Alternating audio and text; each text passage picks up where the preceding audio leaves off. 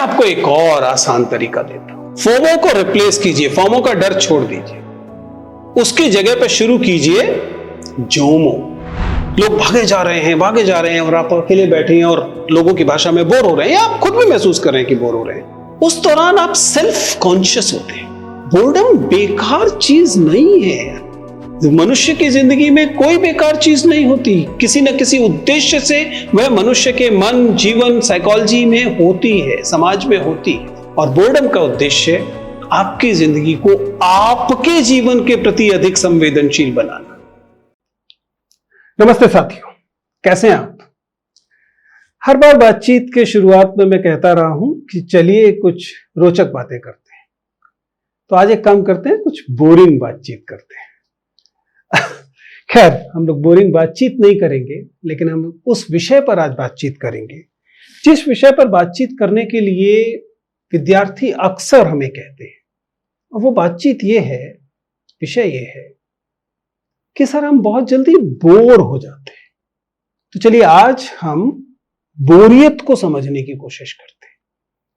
और आपको ये जानकर हैरानी होगी कि बोरियत अपने आप में चाहे कितनी भी बोरिंग चीज क्यों ना दिखती हो, या बोर होना कितना भी परेशान क्यों ना करता हो, बोरियत को समझना बहुत ही रोचक है। It is very interesting, very fun actually talking about it. So let's talk about boredom. Why I am talking about boredom? Because this is something that is pervasive. एक ऐसी चीज है जो विद्यार्थियों के जीवन में पसरी पड़ी है। दरअसल हम में से अधिकांश के जीवन में पसरी पड़ी है, और इस वजह से हम लगातार बोरियत से बचने की चीजों में चल रहे हैं। हम लगातार कोशिश कर रहे हैं कि बोर ना हो। और बोर्डम का अपना एक बड़ा पैराडॉक्स, विडंबना है। बोर्डम पैराडॉक्स ये है कि आप इससे जितना बचने की कोशिश करेंगे, आप उतना इसके कब्जे में रहेंगे। मुझे याद है कि कुछ समय पहले जब हम कुछ विद्यार्थियों का इंटरव्यू ले रहे थे किसी स्कॉलरशिप के लिए, एक कार्यक्रम के तहत, जब हम विद्यार्थियों से पूछते थे कि आपको लगातार पढ़ाई करने में कौन सी चीज बाधा बन रही है, तो वे अक्सर कहते थे कि सर मैं बोर हो जाता हूं, और जब मैं बोर हो जाती हूं तो मैं मोबाइल फोन देखने लगती हूं। अब ये एक अतिरिक्त चुनौती आजकल के समय में है कि हम लगातार इस एहसास में हैं कि हमें बोरियत हो रही है, और इसलिए हमें इस बोरियत को दूर करने की जरूरत है। और इस बोरियत को दूर करने के प्रयास में हम लगातार सोशल मीडिया की जकड़ में, रील्स के, वीडियोस के, गेमिंग के चंगुल में आते जा रहे हैं। प्रतीत ऐसा हो रहा है मानो बोरियत, ऊब कोई अमानवीय चीज है, कोई भूत है जिसे हमें लगातार बचना है। अगर हम उसकी जकड़ में आ गए तो यह बहुत ही खतरनाक चीज होगी, और उसकी पकड़ में आने के बाद हम कहीं के नहीं रहेंगे। जबकि सच्चाई इसके ठीक विपरीत है। आखिर मनुष्य के जीवन में अगर आप मनोवैज्ञानिक लिहाज से देखें तो कोई भी चीज निराधार नहीं है। फिर ऊब या बोरियत क्यों निराधार होगी? उसका कोई ना कोई फंक्शन होगा ना। मनुष्य के जीवन में बोर होने का कोई उपयोग होगा, तभी तो हमारे मस्तिष्क ने, हमारे मन ने ये चीज इजाद कर रखी है जिसे हम बोर होना कहते हैं। मनोवैज्ञानिक बताते हैं कि दरअसल जब हमारे शरीर को किसी बाहरी स्टिमुलस की जरूरत नहीं होती, वह स्थिति जिसमें हमारे पास कोई बाहरी स्टिमुलस नहीं है और हम स्थिर हैं, इसी के लिए भाषा ने जो शब्द इस्तेमाल किया है वो ऊब या बोरियत है। अब यहां तो बोरियत अचानक रोचक चीज लगने लगी। इसका मतलब है वो स्टेट ऑफ माइंड है जिस स्टेट ऑफ माइंड में हमारे पास या तो एक्सटर्नल स्टिमुलस नहीं है जिनकी वजह से हम किसी इंगेजिंग किस्म की एक्टिविटी में शामिल हों, या हमें उसकी जरूरत नहीं है। ऐसे में हमारा दिमाग क्या करता है? ऐसे में हमारा दिमाग वह चीज करता है जो एक जगह से दूसरी जगह कूदना है, माइंड वैंडरिंग है। ये जो माइंड वैंडरिंग की स्थिति है, ये तो बहुत रचनात्मक स्थिति है, क्रिएटिव स्थिति है। इसीलिए आप पाएंगे कि अधिकांश रचनात्मक लोग, अधिकांश क्रिएटिव लोग उन स्थितियों में रहने को पसंद करते हैं जो स्थितियां अगर आपके साथ होती हैं तो आप कहते हैं कि मैं बोर हो रहा हूं। मसलन अकेले बैठे रहना, किसी फिल्म, किसी टेलीविजन, किसी इंटरनेट की बजाय चुपचाप बैठे रहना, अब लेके किसी किताब को पढ़ते रहना, या वो भी नहीं करना, शून्य में ताकना। क्लासिकल एग्जांपल्स हैं आपके बोर होने के, जो कि आप क्रिएटिव लोगों में क्रिएटिव होने की शर्त के तौर पर देखते हैं। मसलन खाली बैठे रहना।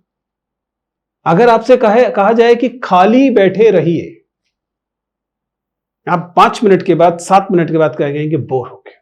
मुझे एक रोचक पिछले दिनों का एक सोशल एक्सपेरिमेंट याद आ रहा है, जिसमें एक व्यक्ति ने कैमरा लगाया और वह लगातार अकेला घंटों सोता रहा और उसे लाइव स्ट्रीम करता रहा। वह इत्मीनान से सो रहा था, बैठा था, पड़ा था, किसी से बात नहीं कर रहा था, किसी किस्म की बात नहीं कर रहा था। मानेंगे कि बहुत बोरियत से भरी हुई थी, लेकिन आपको हैरानी होगी कि उसको ऐसा लाइव स्ट्रीम करते हुए देखने वाले लोगों की संख्या करोड़ों में थी। इंटरनेट पर उपलब्ध है, देखिए इस वीडियो।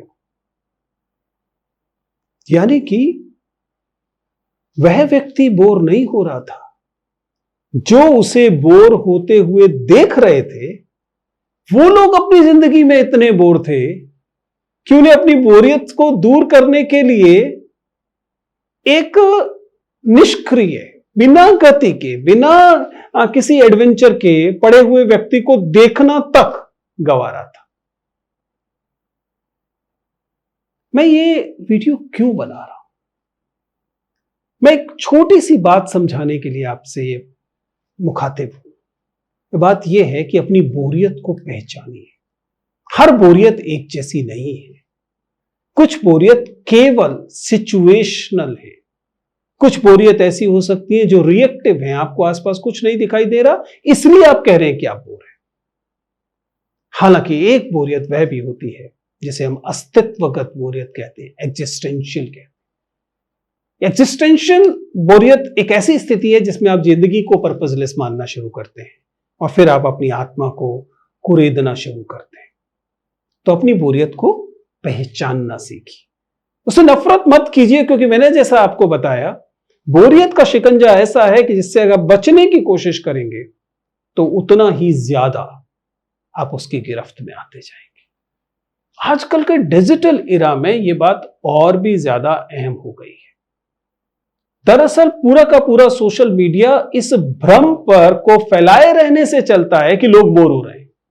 आज लोगों के पास ज्यादा डिवाइसेस हैं, ज्यादा एक्टिविटीज हैं, गेम्स हैं, वीडियोस हैं, और उसके बावजूद आज की पीढ़ी की सबसे बड़ी शिकायत वह है जो पिछली पीढ़ी नहीं करती थी, बोर्डम। इसका मतलब है कि बोर्डम पर उद्योग आधारित हैं। लोग चाहते हैं कि आप बोर्डम महसूस करें, जिसकी वजह से आप उन चीजों को कंज्यूम करें जिन्हें वो प्रोड्यूस कर रहे हैं, जो कि मीडिया कंटेंट है। खैर, चूंकि हम लोग विद्यार्थियों की बात कर रहे हैं, आप लोगों की बात कर रहे हैं, तो जानते हैं कि शिक्षा के लिहाज से इस बोरियत का क्या मतलब है। मैं ध्यान रखिएगा, मैं बोरियत को नकारात्मक चीज की तरह नहीं दे रहा हूं, क्योंकि कई एजुकेशनिस्ट ने यह कहा, कई शिक्षाविदों ने यह कहा कि अगर आप बोर्डम को, बोरियत को, ऊब को अपनाते हैं तो यह आप में आपको एक अवसर देता है, अपॉर्चुनिटी देता है कि आप खुद सीखें, जिसे हम सेल्फ डायरेक्टेड लर्निंग कहते हैं, वह करें। विद्यार्थियों को अगर लगातार स्टिमुलस की जरूरत पड़ रही है, याद कीजिए मैंने एक पिछले वीडियो में आपको यह बताया था कि जब हम इंट्रोवर्ट और एक्सट्रोवर्ट्स पर्सनालिटी ट्रेट्स के बीच कंपैरिजन करते हैं, तो एक्सट्रोवर्ट्स वो पर्सनालिटी ट्रेट है जिसमें आपको लगातार एक्सटर्नल स्टिमुलस की जरूरत पड़ती है। तो सुनने में एक्सट्रोवर्ट लग रहा है, मानो बहुत सक्रिय व्यक्ति है, पर ईमानदारी की बात क्या है कि वे दरअसल बहुत बोर हो रहे व्यक्ति हैं। इसलिए उन्हें लगातार एक बाहरी स्टिमुलस की जरूरत है गतिशील रहने के लिए। इंट्रोवर्ट एक्सटर्नल स्टिमुलस को लेकर बहुत प्रतिक्रिया नहीं कर रहे। क्यों? वो कम बोर हैं, वे उस स्थिति से प्रसन्न हैं, वो उस अवसर उस स्थिति में हैं कि वे खुद सीख सकते हैं, जैसे हम सेल्फ डायरेक्टेड लर्निंग कह रहे हैं। इसलिए बोर्डम उतनी बोरिंग चीज नहीं है जितनी आप मान रहे हैं। अगर आप अपनी बोर्डम की, अपनी बोरियत की प्रकृति पहचान लें, और ये एग्जिस्टेंशियल बोरियत नहीं है जैसे कि आपका अस्तित्व संकट में आ जाए, तो फिर इसे एंजॉय कीजिए। सिचुएशनल है, रिएक्टेंट है, तो आप इसे एंजॉय कीजिए। ये आपको अच्छी लगेगी, ये आपको अपने आप को डिस्कवर करने का मौका देगी, ये पूरी दुनिया को थोड़ी सी दूरी से देखने की सलाहियत, योग्यता देगी। आखिर लगातार गतिशील होना कोई बहुत अच्छी चीज तो है नहीं। स्थिर बैठना, शांत बैठना, उसमें क्या बुराई है? इसलिए कभी कभी बोरियत को अंगीकार भी करना चाहिए। हम बहुत बार तो गतिशील इसलिए दिखाई देते हैं, गतिशील होने का दावा करते हैं, पार्टियों में जाने की कोशिश करते हैं, प्रोग्राम्स में जाने की कोशिश करते हैं, लगातार रेस्टोरेंट्स और कैफेज में जाते हैं, क्योंकि हमें एक अजीब भय होता है। और यह भय क्या है?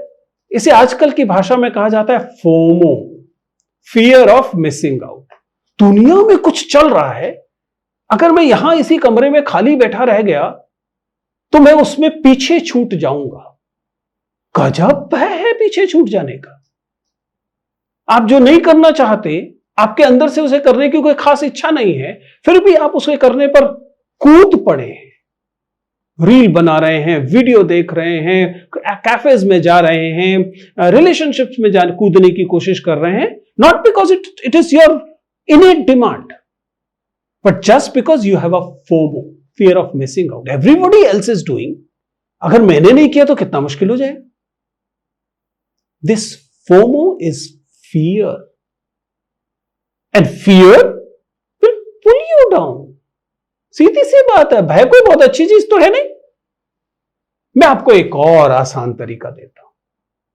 फोमो को रिप्लेस कीजिए, फोमो का डर छोड़ दीजिए, उसकी जगह पे शुरू कीजिए जोमो। जोमो यानी कि Joy of missing out. When everybody is running, just stand still. Enjoy the fact that everybody is running and you are not. You'll be pleasantly surprised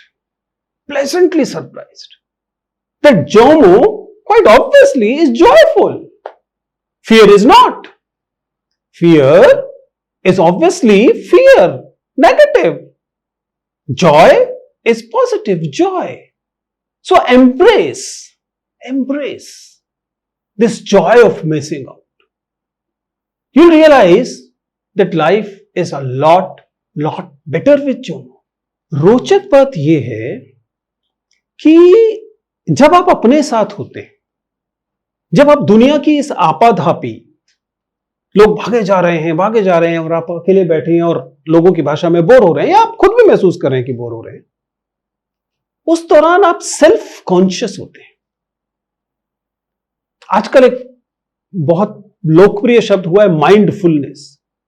उस समय आप माइंडफुलनेस को प्रमोट कर रहे होते हैं, माइंडफुलनेस को महसूस कर रहे होते हैं। आपकी स्ट्रेस का लेवल दरअसल नीचे जा रहा होता है।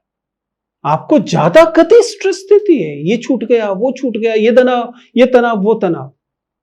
लेकिन अगर आप अपने साथ हैं तो आप पाएंगे कि आप एक बेहतर स्टेट ऑफ माइंड में, संतुष्टि में। इसलिए ये थोड़ी सी नॉन कन्वेंशनल किस्म की राय है, लेकिन मेरा कहना है कि प्लीज बोर्डम को किसी खालीपन से का प्रतिशब्द मत समझिए।